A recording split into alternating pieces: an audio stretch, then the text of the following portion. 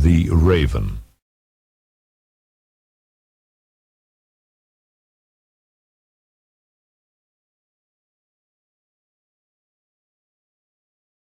Once upon a midnight dreary, while I pondered, weak and weary, over many a quaint and curious volume of forgotten lore, while I nodded, nearly napping, suddenly there came a tapping, as of someone gently rapping at my chamber door. "'Tis some visitor," I muttered, tapping at my chamber door. Only this and nothing more. Ah, distinctly I remember it was in the bleak December, and each separate dying ember wrought its ghost upon the floor. Eagerly I wished the morrow.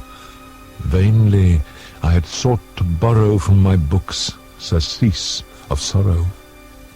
Sorrow for the lost Lenore, for the rare and radiant maiden whom the angels name Lenore. Nameless here for evermore.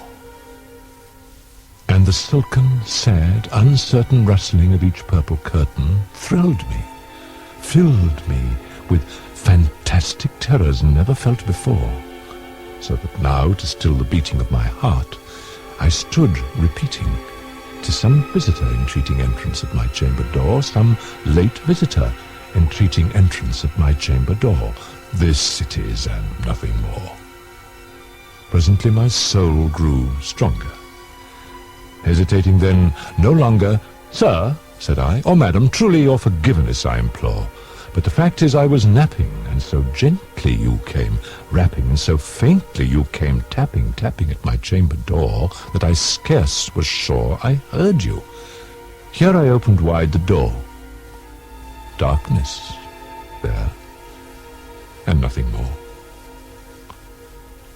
Deep into that darkness peering, long I stood there, wondering, fearing, doubting, dreaming dreams no mortals ever dared to dream before. But the silence was unbroken, and the stillness gave no token. And the only word there spoken was the whispered word, "Lenore." This I whispered, and an echo murmured back the word, "Lenore." Merely this, and nothing more. Back into the chamber turning, all my soul within me burning, soon again I heard a tapping, something louder than before. "Surely," said I, "surely that is something at my window lattice. Let me see then what thereat is, and this mystery explore.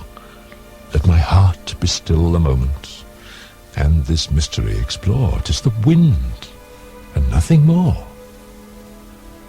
Open here I flung the shutter, when, with many a flirt and flutter, in there stepped a stately raven of the saintly days of yore.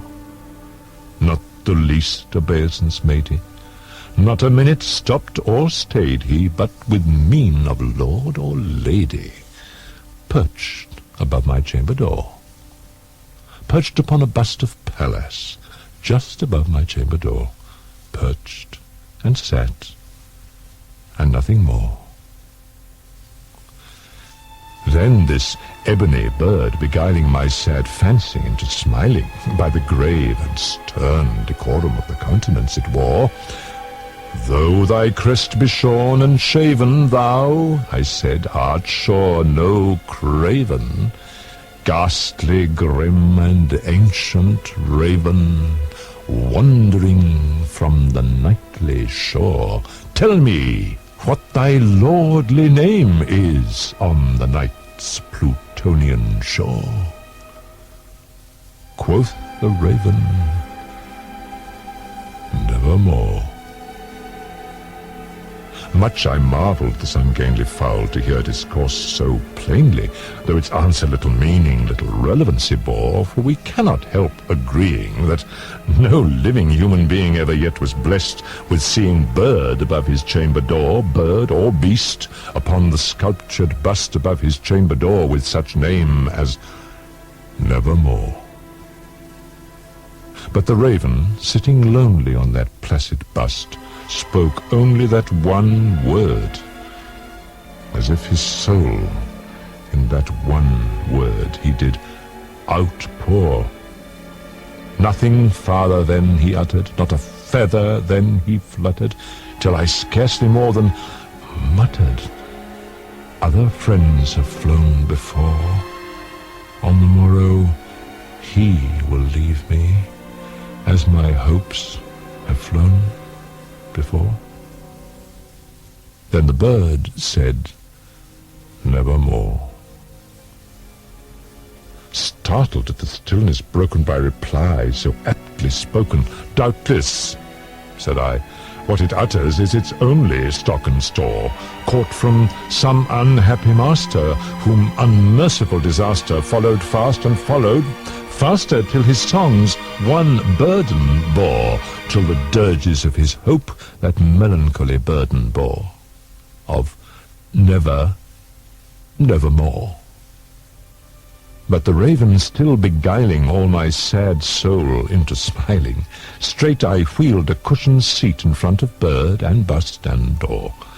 Then upon the velvet sinking, I betook myself to linking fancy unto fancy, thinking what this ominous bird of yore, what this grim, ungainly, ghastly, gaunt, and ominous bird of yore meant in croaking Nevermore. This I sat engaged in guessing, but no syllable expressing to the fowl, whose fiery eyes now burned into my bosom's core. This and more I sat divining with my head at ease, reclining on the cushion's velvet lining that the lamplight gloated o'er, but whose velvet violet lining with the lamplight gloating o'er she shall press nevermore. Then methought the air grew denser, perfumed from an unseen censer swung by seraphim, whose footfalls tinkled on the tufted floor.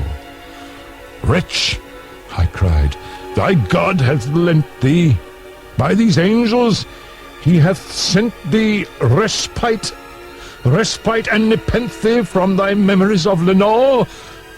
Quaff, oh quaff this kind nepenthe, and forget this lost Lenore. Quoth the raven, Nevermore. Prophet, said I, thing of evil, prophet still, if bird or devil, whether tempter sent or whether tempest tossed thee here ashore, desolate yet all undaunted, on this desert land enchanted, on this home by horror haunted, tell me truly, I implore, is there balm in Gilead? Tell me, I implore. Quoth the raven, Nevermore.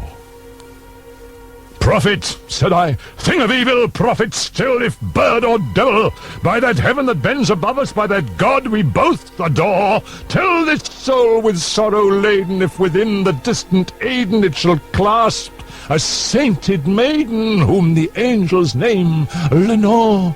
Clasp a rare and radiant maiden, whom the angels name Lenore. Quoth the raven, Nevermore. Be that word our sign of parting, bird or fiend, I shrieked, upstarting, get thee back into the tempest and the night's Plutonian shore. Leave no black plume as a token of that lie thy soul hath spoken. Leave my loneliness unbroken. Quit the bust above my door. Take thy beak from out my heart, and take thy form from off my door. Quoth the raven, Nevermore. And the raven, never flitting, still is sitting, on the pallid bust of Pallas just above my chamber door. And his eyes have all the seeming of a demon's that is dreaming, and the lamplight o'er him streaming throws his shadow on the floor. And my soul, from out that shadow that lies floating on the floor, shall be lifted nevermore.